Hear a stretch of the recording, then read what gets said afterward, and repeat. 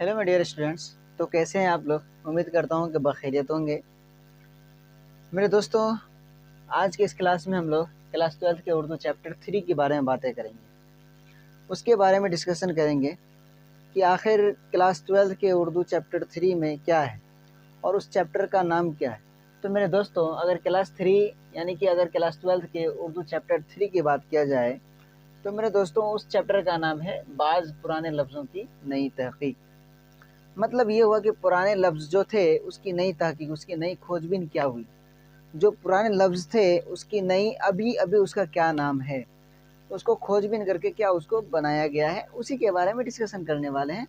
मतलब ये मैंने कहा मेरे दोस्तों कि बाज़ पुराने लफ्ज़ों की नई तहकीक के कुछ सवालात और जवाबात करने वाले हैं। और ये सवालात और जवाबात मेरे दोस्तों आपके एग्ज़ाम से रिलेटेड है और ये आपके एग्ज़ाम में लगभग क्वेश्चन बहुत बार पूछे जा चुके हैं। और यहाँ पे जितने भी क्वेश्चंस मैंने ले रखा है वो सब का सब इम्पोर्टेंट है। ओके मेरे दोस्तों, तो अगर बात किया जाए क्लास 12 के उर्दू चैप्टर 3 की, तो उसका जो नाम है उसका नाम है बाज़ पुराने लफ्ज़ों की नई तहकीक। उसका जो नाम है मेरे दोस्तों उसका नाम है बाज़ पुराने लफ्ज़ों की नई तहकीक। यहाँ पे बात आती है बाज़ मतलब कुछ पुराने लफ्ज़ों की, पुराने जो लफ्ज़ थे उसकी नई तहकीक मतलब नई खोजबीन क्या हुआ। बहुत सारे ऐसे लफ्ज़ हैं, बहुत सारे ऐसे अल्फाज हैं जिसके जो बहुत पुराने हैं, मतलब बहुत पुराने ज़माने से चलते आ रहे हैं, उसकी नई तहकीक क्या करके बनाया गया, उसको नई खोजबीन क्या है। तो सबसे पहला जो सवाल है अपना वो है सैयद सुलेमान नदवी का कौन सा मजमून आपके निसाब में है। सबसे पहला सवाल जो आपसे पूछा जा रहा है मेरे दोस्तों वो है कि सैयद सुलेमान नदवी का कौन सा मजमून आपके निसाब में है। निसाब का मतलब आपकी किताब में, निसाब का मतलब आपकी किताब में, आपकी किताब में कौन सा मजमून सैयद सुलेमान नदवी का लिखा हुआ है। तो मेरे दोस्तों ये जो आप देख रहे हैं बाज़ पुराने लफ्ज़ों की नई तहकीक, यही जो चैप्टर है, यही जो नाम है बाज़ पुराने लफ्ज़ों की नई तहकीक, यही जो है सैयद सुलेमान नदवी ने लिखा है और यही चैप्टर आपके निसाब में है, आपके चैप्टर में है। तो सैयद सुलेमान नदवी का कौन सा मजमून आपके निसाब में है। तो आप डायरेक्ट जवाब दे सकते हैं बाज़ पुराने लफ्ज़ों की नई तहकीक, बाज़ पुराने लफ्ज़ों की नई तहकीक। ओके मेरे दोस्तों, अगर सवाल नंबर 2 की बात किया जाए मेरे दोस्तों, तो सवाल नंबर 2 में है कि सैयद सुलेमान नदवी की पैदाइश कब हुई।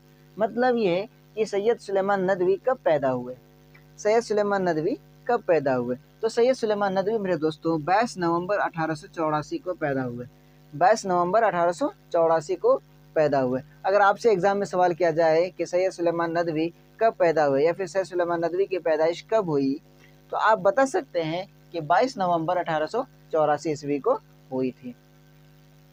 सवाल नंबर 3 की बात अगर किया जाए मेरे दोस्तों, जो कि इम्पोर्टेंट है कि सैयद सुलेमान नदवी कहाँ पैदा हुए। सैयद सुलेमान नदवी कहाँ पैदा हुए, तो सैयद सुलेमान नदवी सोबा बिहार की एक बस्ती, सोबा बिहार यानी बिहार एक राज्य है, सोबा कहते राज्य को, तो सोबा बिहार के यानी बिहार राज्य के एक बस्ती है जिसका नाम है दसना, जो कि आज जो है नालंदा ज़िले में है। कहाँ पे है? नालंदा ज़िले में। तो सोबा बिहार के एक बस्ती दसना में, नालंदा ज़िले में उसकी पैदाइश हुई थी। ठीक है मेरे दोस्तों, तो अगर आपसे सवाल किया जाए कि सैयद सुलेमान नदवी कहाँ पैदा हुए, तो सोबा बिहार के एक बस्ती दसना में पैदा हुए, जो कि कहाँ है, तो नालंदा ज़िला में है। सैयद सुलेमान नदवी का पहला रिसाला अलपंच, क्या बातें कर रहे हैं, अलपंच कब शाये हुआ। सैयद सुलेमान नदवी का जो पहला रिसाला था अलपंच करके, वो कब शाये हुआ यानी कि कब वो प्रकाशित हुआ। तो मेरे दोस्तों ये अलपंच जो है 1902 में प्रकाशित हुआ, मतलब कि 1902 में शाये हुआ। ओके, सवाल नंबर 5 की अगर बात किया जाए मेरे दोस्तों, सवाल नंबर 5 में है सैयद सुलेमान नदवी का इंतकाल कब हुआ। सैयद सुलेमान नदवी का इंतकाल कब हुआ। तो सैयद सुलेमान नदवी का इंतकाल मेरे दोस्तों 23 नवंबर 1953 को हुआ था। और कहाँ हुआ था, तो कराची में हुआ था। अब देखिए यहाँ पे बात आती है कि सर जी ये आप जो बता रहे हैं कि सैयद सुलेमान नदवी पैदा हुए थे बिहार में, यानी बिहार कहाँ है, तो बिहार आपका इंडिया में पड़ता है। लेकिन अगर बात किया जाए सैयद सुलेमान नदवी की इंतकाल कब हुआ, तो सैयद सुलेमान नदवी का इंतकाल हुआ तो 23 नवंबर 1953 को इंतकाल हुआ। और कहाँ इंतकाल हुआ, तो कराची में, जो कि एक पाकिस्तान का हिस्सा है, जो कि एक पाकिस्तान का हिस्सा है। लेकिन दोस्तों सैयद सुलेमान नदवी का इंतकाल 1953 में हुआ, जो कि कराची में हुआ। यानी कि आज़ादी से पहले वो कहाँ थे, 1884 में भारत में रह रहे थे। भारत के किस जिले में, नालंदा ज़िले में रह रहे थे। लेकिन सैयद सुलेमान नदवी का जब इंतकाल हुआ तो 1953 में हुआ। आज़ादी के बाद हो सकता है कि ये भी अपना जो है देश छोड़ के चले गए होंगे, है ना। बंटवारा जो हुआ था ये पाकिस्तान चले गए और इसका इंतकाल जो है कराची पाकिस्तान में हो गया। अब सवाल नंबर 6 की बात किया जाए मेरे दोस्तों, तो सवाल नंबर 6 में क्या है, भूख तोड़ने की इस्तिलाह क्या है। यहाँ से आपका चैप्टर शुरू हो रहा है कि आपके चैप्टर में जो है बाज़ पुराने लफ्ज़ों की जो नई तहकीक हुई है, जो यहाँ पे कह रहा है कि भूख तोड़ने की इस्तिलाह क्या है। तो भूख तोड़ने की इस्तिलाह जो है मेरे दोस्तों वो नाश्ता है। देखिए अब यहाँ पे नाश्ता को क्यों भूख तोड़ने की इस्तिलाह कहा गया, तो मेरे दोस्तों भूख तोड़ने की इस्तिलाह नाश्ता इसलिए कहा गया है क्योंकि जब आप सुबह सवेरे सो के जगते हैं तो आप बिना कुछ खाए पिए जगते नहीं। आप सबसे पहले जो चीज़ खाते हैं उसको क्या कहते हैं, नाश्ता कहते हैं। क्या कहते हैं, नाश्ता। तो आप भूखे थे, आपने भूख को किससे तोड़ा, नाश्ता करके तोड़ा। तो भूख तोड़ने की इस्तिलाह किसको कहा जाता है, तो नाश्ता को कहा जाता है। किसको कहा जाता है मेरे दोस्तों, नाश्ता को कहा जाता है। अब बात आती है कि आपके निसाब में दो ज़बानें पूरब और पश्चिम से क्या मुराद है। आपके किताब में मतलब कि बाज़ पुराने लफ्ज़ों के नई तहकीक में जो है दो ज़बान की बातें की गई है, एक पूरब की एक पश्चिम की। ये जाहिर नहीं किया गया कि कौन सी ज़ुबानें नहीं है, लेकिन यहाँ पे पूछा जा रहा है कि पूरब और पश्चिम ये कौन सी ज़ुबानों की बात हो रही है। यहाँ पे ये आपके एग्ज़ाम से रिलेटेड बहुत ही इंपॉर्टेंट है। ये कई बार आपके एग्ज़ाम में आ चुका है ये क्वेश्चन कि आपके निसाब में दो ज़बानें पूरब और पश्चिम से क्या मुराद है।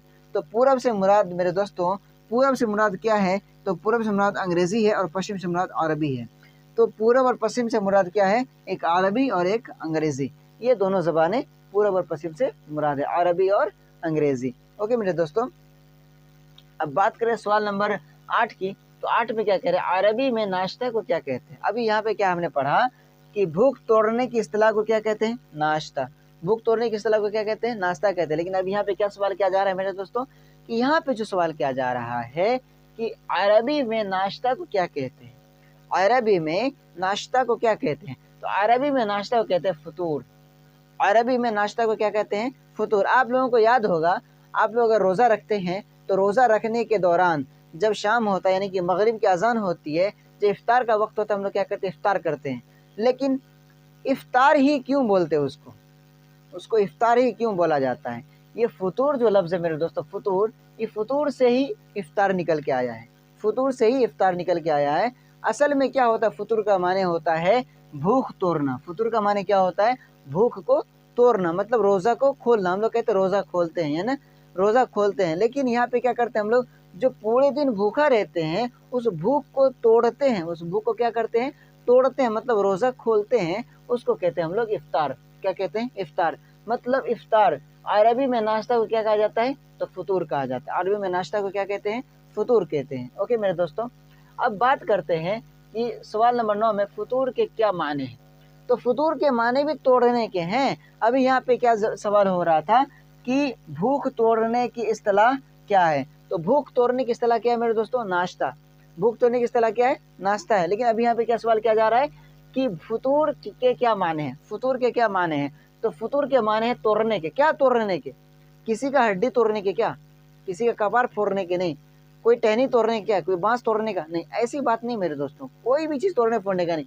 यहाँ पे बात किया जा रहा है आपके भूख को तोड़ने की, भूख को तोड़ने की। तो फतूर के क्या माने हैं, तोड़ने के। क्या तोड़ने के, तो भूख तोड़ने के। भूख तोड़ने के मतलब वहाँ पे जो हम कोई चीज़ को खा लेते हैं और अपना भूख मिटा लेते हैं, कहते हैं ना भूख अब मिट गया, मतलब क्या, भूख को हमने तोड़ दिया, तो उसको कहते हैं फतूर। क्या कहते हैं, फतूर। अब कहते हैं सवाल नंबर 10 की बात किया जाए कि लफ्ज़ निहार किस ज़बान के लफ्ज़ हैं और इसके क्या माने हैं। लफ्ज़ निहार, निहार। अब यहाँ पे जो बात आ रही है मेरे दोस्तों निहार की, किसकी बात आ रही है, निहार। अब देखिए निहार मतलब दो लफ्ज़ हैं, न और हार, न और आहार, न और आहार, जिसको हम लोग कहते हैं हिंदी में संधि विच्छेद। संधि विच्छेद, जो दो लफ्ज़ों के मेल से बने होते हैं उसको कहते हैं संधि विच्छेद। तो यहाँ पे दो लफ्ज़ हैं, एक ना है, तो ना का मतलब होता है नफ़ी करना, मतलब कि मना करना। ना का मतलब क्या होता है, नफ़ी करना, मतलब कि मना करना। और आहार का मतलब होता है भोजन, मतलब कि ग़ज़ा। आप लोग बायोलॉजी में पढ़े होंगे, बायोलॉजी में क्या कहते हैं, आहार कहते हैं ना, आहार। आहार का मतलब क्या होता है, भोजन। आहार का मतलब क्या होता है, वो भोजन, उसी को आहार। आहार यानी कि ये फारसी लफ्ज़ है। आहार कौन सा लफ्ज़ है, फारसी लफ्ज़ है। और इसका माने जो होता है वो होता है ग़ज़ा। क्या होता है, ग़ज़ा। ग़ज़ा का मतलब क्या होता है, भोजन। ग़ज़ा का मतलब क्या होता है, खाना। और ना का मतलब क्या होता है, नहीं, मतलब جو ہم لوگ بھوجن نہیں کیے ہوئے تو اس کو کہتے ہیں نہار. تو اس کا کیا مطلب ہے؟ تو نہار کس زبان کا لفظ ہے؟ تو نہار جو میرے دوستوں فارسی زبان کا لفظ ہے. کس زبان کا لفظ ہے؟ فارسی زبان کا لفظ ہے. اور نہار کا جو مطلب ہوتا ہے، نا کا مطلب ہوتا ہے نفی کرنا، اور آہار کا مطلب ہوتا ہے غذا. تو مطلب کسی بھی غذا کو نفی کرنا، کسی بھی غذا کو منع کرنا.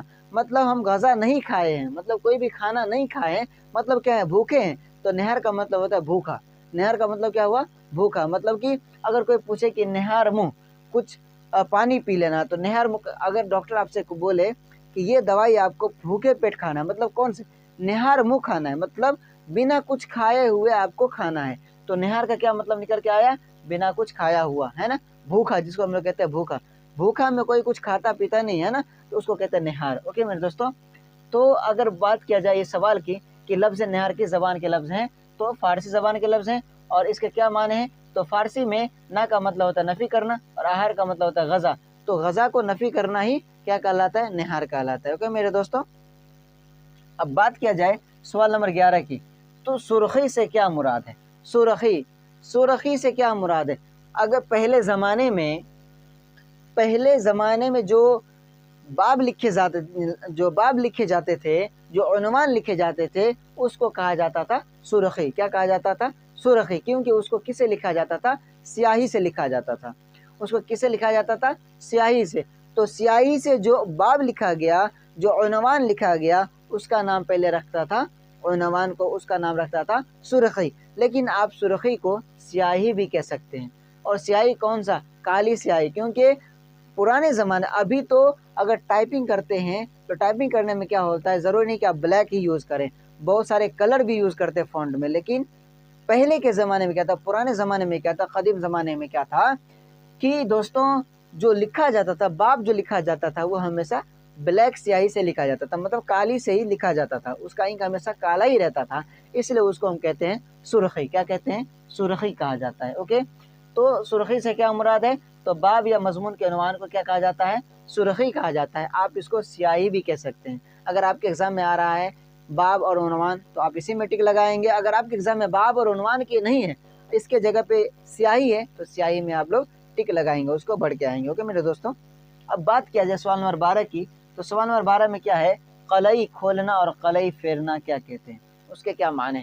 قلعی، آپ لوگ گاؤں گھر میں سنے ہوں گے. قلعی کس کو کہا جاتا ہے؟ دیوار پہ پوتنا، قلعی کرنا. کسی بھی زمین کو پوتنا، قلعی کرنا، ہے نا.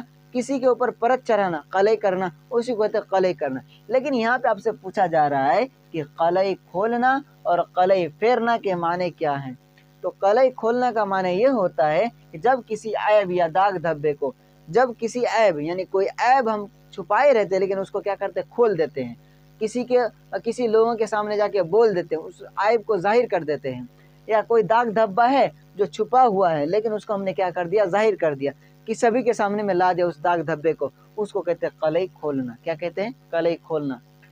اور قلعی پھیرنا کا مطلب ہوتا ہے کسی عیب یا داغ دھبے کو چھپانا. کوئی عیب ہے اس کو چھپانا، کوئی داغ دھبا ہے اس کو چھپانا، اس کو کہتے ہیں قلعی پھیرنا. تو میں امید کرتا ہوں دوستوں کہ آپ لوگوں کو یہ چیپٹر 3 بہت اچھے سے سمجھ میں آیا ہوگا، اور یہ بہت ہی امپورٹنٹ کوشچنس ہیں، اور میں نے اس کا آنسر کرایا ہے. اگر آپ لوگوں کو اچھا لگا ہے، اگر آپ لوگ فیس بک پہ ہیں تو آپ پیج کو برائے مہربانی فالو کریں. اور اگر آپ یوٹیوب چینل پہ ہیں تو یوٹیوب چینل کو اگر ابھی تک سبسکرائب نہیں کیے ہیں تو برائے مہربانی یوٹیوب چینل کو سبسکرائب کر لیں، اور اپنے دوستوں میں زیادہ سے زیادہ شیئر کریں. اوکے میرے دوستوں، چلیے ملتے ہیں نیکسٹ ویڈیو میں.